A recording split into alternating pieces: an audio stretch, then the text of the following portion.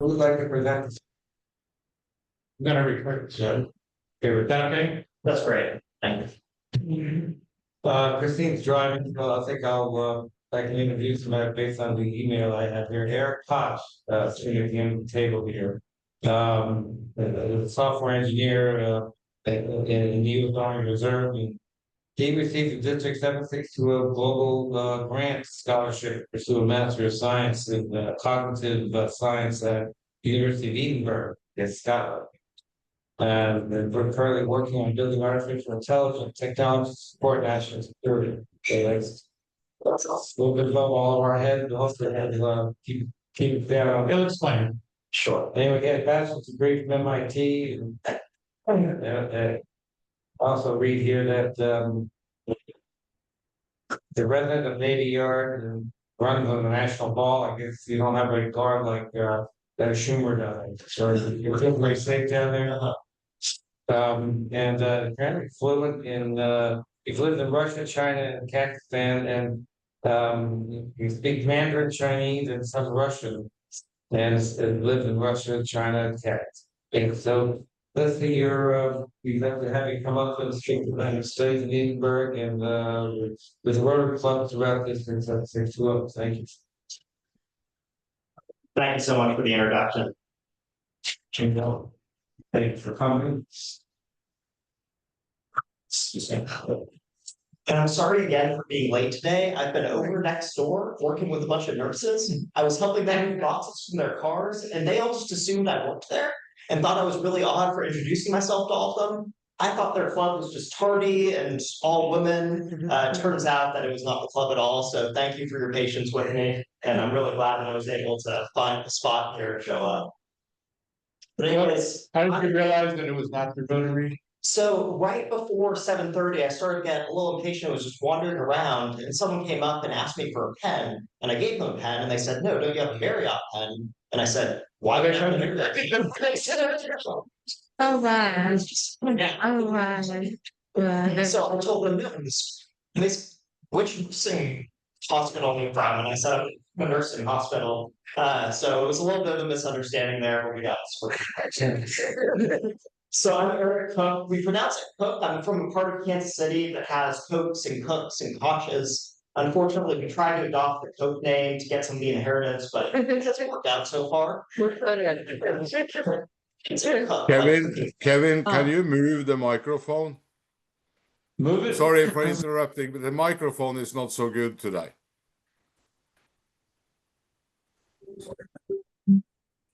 Thank you. Sure. Does this work better? Yeah, much better. Great. Go ahead. So I'm Eric Koch, the incoming Global Grant Scholar, thanks to y'all's support and assistance. And I'm going to be studying at the University of Edinburgh in Scotland next year for a master's in cognitive science. So today I'm going to tell you all a little bit about the grant that I've received, then a little bit about my own story. I'm going to talk a little bit about artificial intelligence and what is AI. And mostly I'm going to do that from the historical perspective. I've seen other speakers give very educational talks, so hopefully I can impart something, but I suspect many of you will know more about this than I do, at least as far as the history goes. So please interject if I say anything wrong. You say we're old? No, I'm saying you are unlike me. And then I'll talk about what I plan to do for AI for peace and what efforts exist out there so far and how we can fit in with AI and Rotary.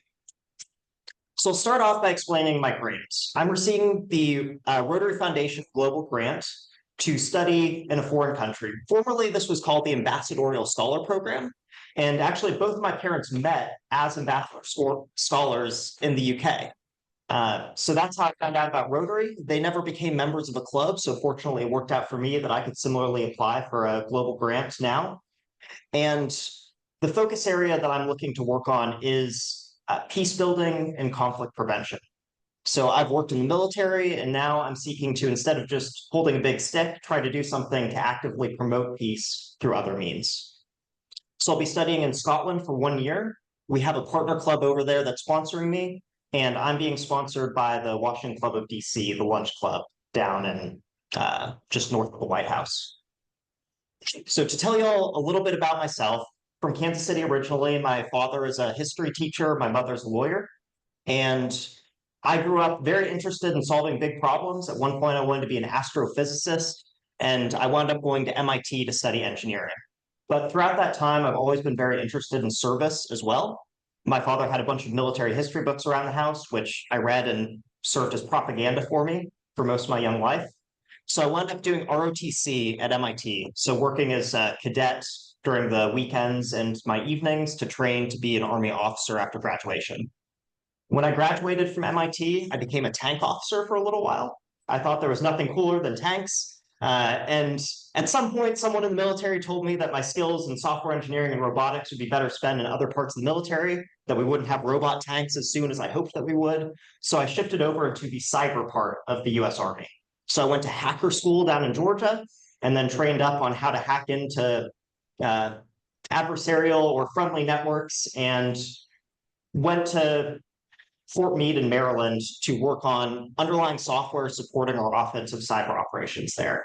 So I've been living in DC for a few years in that capacity as an active duty officer, but recently, a couple of years ago, I retired from active service and am now working as a civilian in defense technology.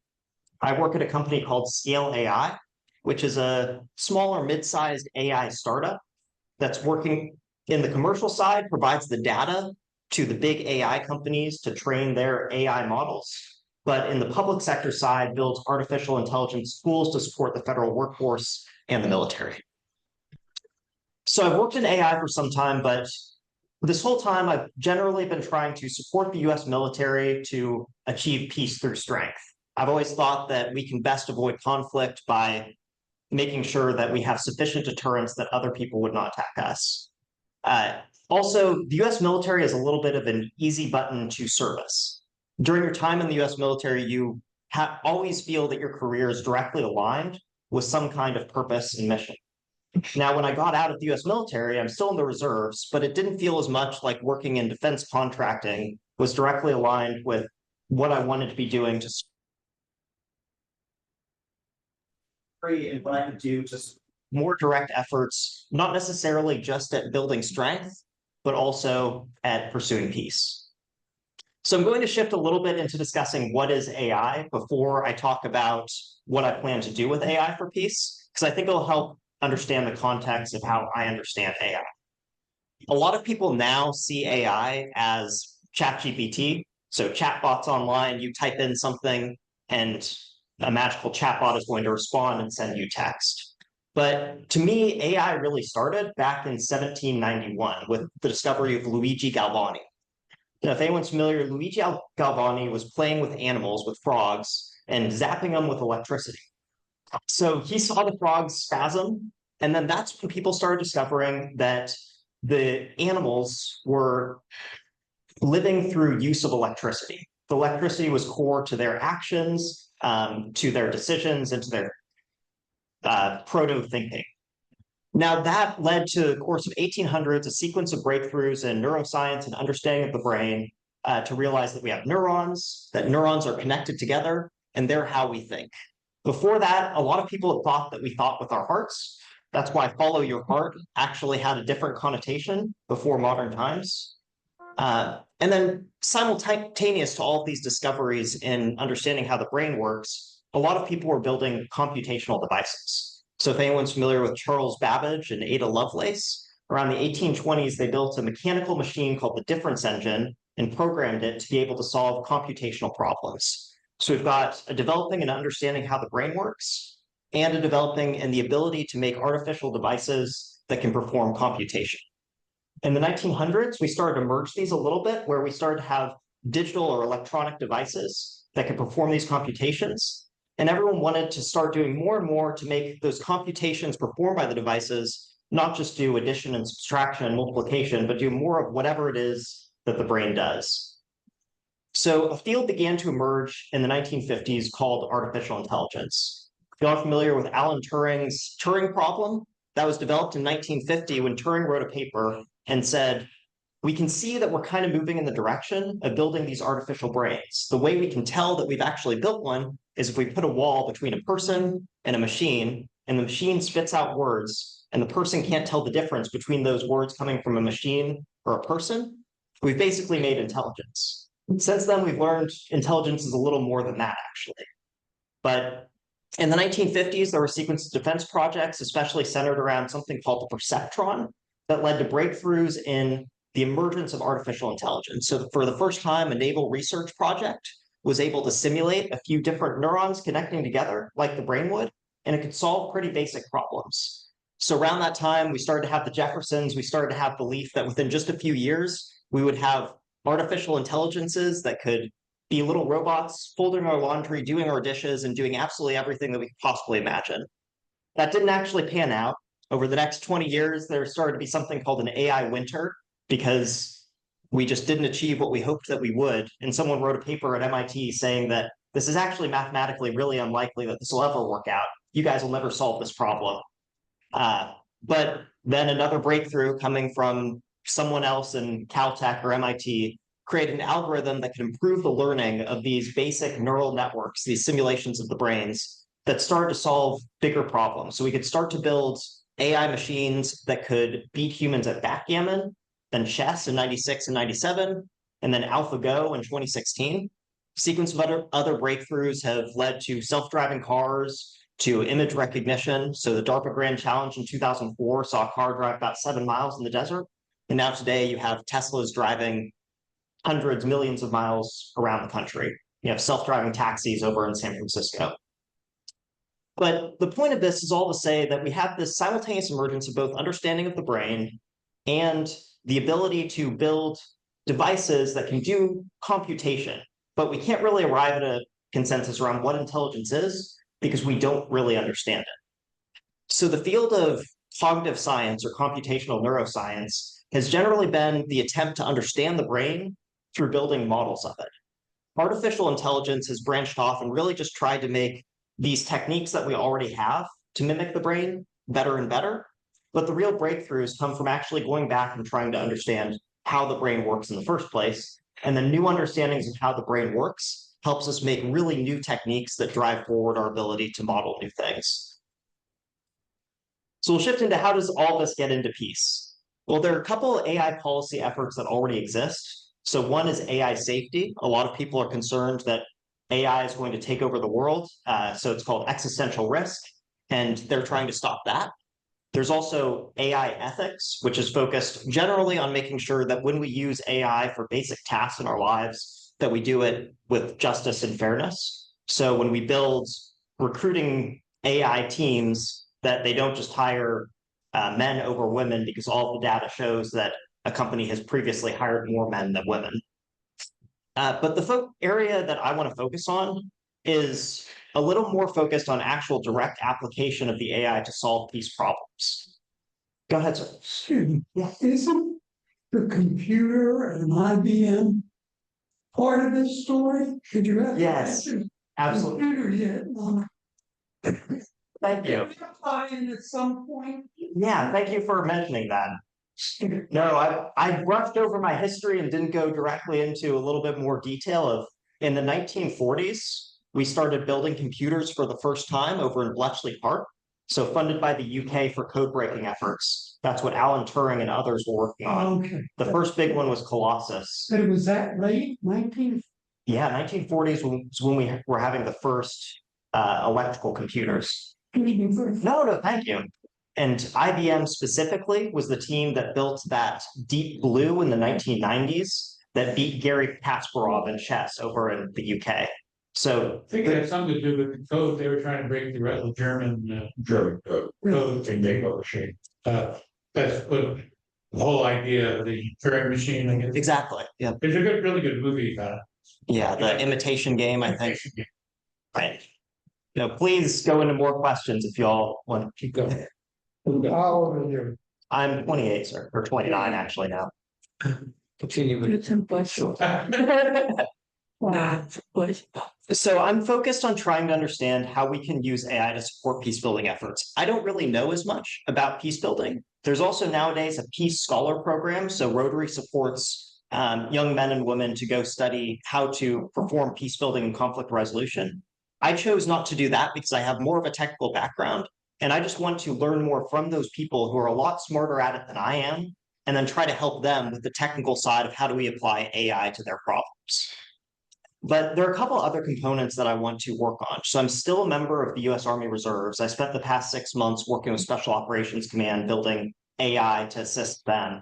I'm hoping that we can prevent conflict by working on the way that we improve AI's integration into the military in smart ways that aren't going to cause the AI to make decisions for the military instead of helping them make the smartest decisions to avoid conflict in the first place. But the other things that I want to do are apply AI to the problems of peace building that folks on Rotary are working on around the world. So you can imagine this as if there's an AI that can help you identify cultural misconceptions that somebody is making during peace negotiations that's causing conflict to arise in that discussion. Something like that could point out the problems and help avoid them in the first place. But also, as I've talked about cognitive science and how it's focused on using these computers to understand the brain better, my goal is that if we can understand how decision-making works better, we can potentially better avoid conflict. So conflict is nothing but human beings deciding to make war instead of peace. And if we understand how that happens, our efforts can be better aligned at preventing it in the first place. So I'm hoping that by spending time in the UK, surrounded by a Edinburgh Peace Institute and various other programs supporting conflict resolution, but focus specifically on understanding the brain and understanding how we can model it, I can work toward something to help that out over the next year. And I really appreciate all of your support behind this effort, and I'm really glad to be here today. Thank you all for having me here. Well, thank you. You do have Slide. I have some slides. They mostly have pictures of me going through MIT and in the military. Sorry, I didn't know if y'all had those. All right, so you're one of your examples of AI seems still more computational, you know, Sure. where AI would recognize cultural differences that might explain some of the conflict and misunderstanding that what somebody is saying based on cultural differences, right? And Right. AI, to me, that still sounds more like a computational thing that AI can, a computer will recognize what's being said and perhaps a person wouldn't recognize that because he would have that knowledge, I guess. Right. And AI would have the knowledge. It would still be computational. Right. And it wouldn't call that necessarily artificial intelligence still. You say you want to understand the brain, you know, and you implied that the consciousness resides in the brain. And you really don't even know even that's true. Right. What makes us your souls? Right. Yeah. And how can you duplicate that in AI? And that's, I guess, sort of what some of the things you're studying. Right. I mean, are they even coming close to anything like that? I mean, they are right now, from what I could see, you know, that you use it on like, you know, Google and stuff like that. I mean, it just basically spits out knowledge that's, you know, it recognizes better about what you're saying, but it's still just a computer spitting out knowledge that it has, you might not have. Right. That's the really hard problem, is that we can't say what intelligence is. So I think we define it as the ability to gain and apply knowledge and skills. But we've had books that have a lot of knowledge for a really long time. And skills like heating up our food in the microwave or the oven is something that machines can already do far better than us. So it's really hard for us to say what is that intelligence and how do we understand it. Intelligence. Yeah. That's different than self-awareness and Yeah. soul, so to speak. Absolutely. Is that something that's also being pursued, or is that just like a law? I would agree that you're probably never going to be able to explain that away or duplicate it. Yeah, it's being pursued, but we're probably pretty far away from understanding that. Excuse me, it's a time for a question, please. Well, thank you for that. I just rotated off the board with Fulbright Association. Oh, great. Yeah, know about that. It's the same sort of thing. Now, go into a suggestion. Sure. If it is true that the eyes are the windows of the soul, what I've observed over the years is that get a heads up on someone's intent by just watching their eyes. Right. That might be a place, we do retinal scans now for identity. I'm suggesting it could be used more than that. That's a good idea. Sorry, that's one. The other has to do with your interest in language. Well, why sure we have to come on. Okay. Now, if it's true that the eyes delivers the soul, language is the lens through which we can express ourselves. Like some things that are more easily, and one of the reasons English is widely used is that it's a flexible language that can adapt. But other languages, in terms of how someone thinks, I suggested that it shades their thinking. Right. Okay, if I can only say something in a particular way, like I know it like, okay, German, a blink of an eye. Right. What that means is just a moment. Yeah. Okay. There are expressions like that in every language.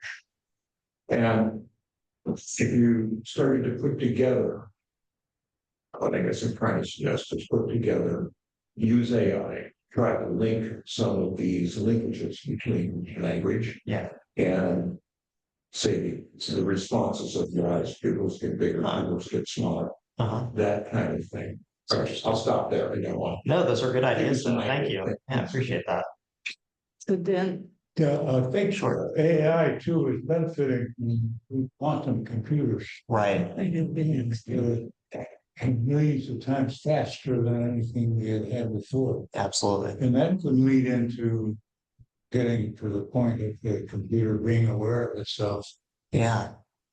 Well, we don't really know yet. I think that that's a good possibility, but we really have no idea how we have self-awareness. But stuff like quantum computing, the parts of the world that we don't really understand yet, are good places to start. We also have an educational system where the Secretary of Education says she wanted to have A1 in all of the classrooms. A1? Yeah. Steak sauce. Oh, shit. She meant AI. That's actually a good idea. Can you explain Rotary's interest, peace building, and how it all works? Yeah, sure. Is Rotary really doing anything? I mean, there's not much peace in the world. Are they looking at some of the? Well, I've talked to some folks about it. I think you all sometimes probably have better understanding, a longer history with Rotary than I do. But my understanding is that there's a variety of different efforts, and there's a pretty diverse set of ways that Rotary is pursuing peace. That's one of the things that I was talking about in my application. Is Rotary is specifically focused on innovative ways to pursue peace. So it extends from everyone who, I was just at a meeting where we had a colonel in the US military who still believes in peace through strength. And we had other folks in the same room who absolutely did not believe in peace through use of the military, but peace through going and supporting more of Rotary's other focus areas. So women's and children's health, local development. Generally, the way that I understand it is that all of Rotary's focus areas work together. So health, local economic development, and education, all these things support general peace building. So the things like the Marshall Plan and other efforts that we've had to go build strong communities and collaboration across countries, fellowship and goodwill especially, are ways that we achieve peace. But I think that there's just a lot of different ways that it happens. And that's one of the things that I hope to learn over the next year and talking to more Rotary clubs. I mean, are there specific examples where Rotary has brought together people that were at war and we've got peace as a result of that? It seems very general. Yeah, I don't know if there are specific examples that I have of conflict negotiations. I know that recently there was a Rotary Peace Conference in Turkey, and folks there were working specifically on the problems surrounding Ukraine and Gaza. But I don't know if they've really come to a solution yet because the conflicts are still ongoing. Yeah. Oh, question. If you plug your AI computer or AI model into something of the past, let's say it's World War II, right? And all the in the way the world existed in the run up to World War II. Right. If you plug in all of that into a computer, AI computer, could you ask it to how would you, as an AI computer, how would you deal with what was going on you know, prevent World War II and have a peaceful resolution with somebody like, say, Hitler, involved in Stalin and Russia. Could they have they done that exercise, plug all of the data that comes from before World War II, and how would that AI computer have handled the situation? Roosevelt, I mean, was Churchill right? Was he doing the right thing? Were the people reacting in Europe properly in order to prevent the run up to World War II? What would AI have done? Yeah, I don't know if anyone's done that. Hopefully that's something I can look at. But one of the things that my company does right now, working on defense for national security, is we look at all of the military after action reviews and reports and feed that into AI. And then say, given this next conflict scenario, looking at all of these past examples, how may you approach this scenario, doing things based on what we've learned from the past? So it's something that we can look at. Wonder how they. I think it's my time. First, thank you very much to come, because we all looking for some million questions around. Because Istanbul, it's new Rotary Center. Right. We are interested what's going on. My question is, what is peace? What is definition of peace? Because I feel for what you described, peace, it's no war, which is in history of humanity never happened. Right. Another detail, imagine, it's a stop Russia, Ukraine, this war stop. Right. Russia will be probably winner, Ukraine a loser. Right. What is for Ukrainians, what is peace in their soul? Never. Yeah. Never.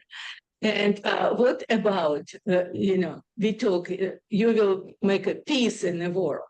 But, I think first, it needs to be understand what this time is and what definition for peace, what you're looking. It can be soul peace, it can be environment, it can be society or something, Maybe next time you will visit us and tell more information. What kind of peace we talking right now? Yeah, hopefully I can learn a little bit about that over next year. Eric, That's a one- question from. Right. Okay, sure. Melissa, go ahead. Yes. Hi, good morning. Thank you for this talk today. I was at another meeting probably 1 year or year and a half ago on a similar topic. And one of my sorority sisters brought up the fact you talked about ethical AI and culturally sensitive AI. I had no idea. She said that when she goes to the airport, she cannot use the basins, the smart device basins, because of the color of her skin, that the smart device does not recognize her dark skin. Oh, and I found that fascinating. And she was concerned with the security measures in airports, whether they would flag her as well because of her dark skin. Are they working on changing that, having more smarter devices that are more culturally sensitive? Yeah, they absolutely are. And the problem is that often this doesn't come out of malice or even incompetence. It's just a reflection of the world in which these AIs are growing up, kind of just like people. So if you look at how people of one ethnicity can often tell apart others of their same ethnicity better than they can of other folks. So I have a harder time telling the difference between a Chinese or a Japanese or a Korean person, but only because I've grown up in the West, in a similar way that someone from there might easily tell the difference between them, but a bunch of European folks may look the exact same. AI are very similar, that we just have learned that we need a lot more of a diverse data set to train them on. And that's something that everybody's actively working on and being pretty careful about right now.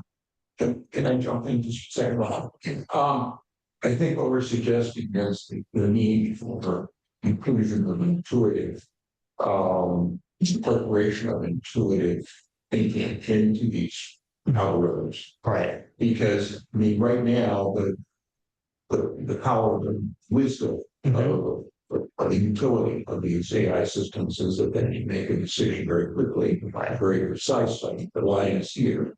The problem is these situations where if somebody's skin is a little bit off color, it puts them here or puts them there, it doesn't have a way to grade the in-between. Yeah, Okay, I'm just yeah, throwing an idea to you.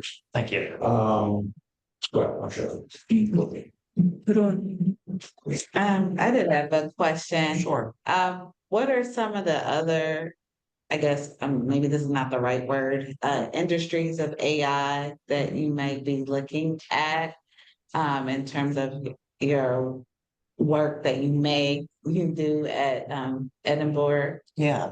Peace Institute? So the different areas that I'm looking at are some things that folks have brought up here. Okay. So specifically improving existing AIs and then aligning them to help the different peace building efforts that we have, but also potentially using AI to just understand the root causes of conflict. So developing that either intuitive or historically looking AI that can understand why conflict is about to arise and then try to use that to support preventing conflict. Okay, are there any, this is probably a weird way of, saying this, up and coming potential conflicts that you are looking, that you can share that you're looking at, or? Well, personally, with my background in China, Yeah. I'm very interested in the Taiwan Straits potential crisis. Okay. So I think that's the flashpoint that everyone acknowledges may arise over the next few years, even as some people think 2027 or by 2030. So that's probably a pretty ripe scenario to look at. So it's probably good to look at that as one example of a conflict that may start, and then we can look at Ukraine and Gaza as conflicts that currently exist, maybe mitigate. Sure. So taking it up to the present, if we input into AI and it comes back and says that Russia should stop bombing and Russia should front all the costs to rebuild Ukraine. I mean, this is just coming from my head, how would AI handle something like that? Would there be a committee set up and, they're gonna establish who's gonna start cleaning up? I mean, you never lived this, Cyberdyne. you never lived, Cyberdyne would be the one to take care. yeah. You never lived to see Ukraine be rebuilt. Right. It's gonna be a whole generation or 2 generations away, and there's where the crime is, Yeah, and that's why I don't know. That's a really, really hard problem to solve because the difficult problems are around the interactions between human beings. We don't understand one person's brain and how that works. We definitely don't understand how multiple brains interact and work together. So I'm hopeful that we can better understand how conflict arises, how to stop it, but we do have those really difficult problems of what is the right peace that we're going for? What is the definition of peace that we're achieving? So I think the more achievable short-term goal that we can have is to focus on those rebuilding or preemptively developing areas to prevent conflict from arising, or after we solve the conflict, that we can rebuild Ukraine better with AI, something like that. I was just remembering that some 40-some years ago, people in the office next to mine at IBM were working on voice recognition. And they were somewhat stymied by the lack of memory.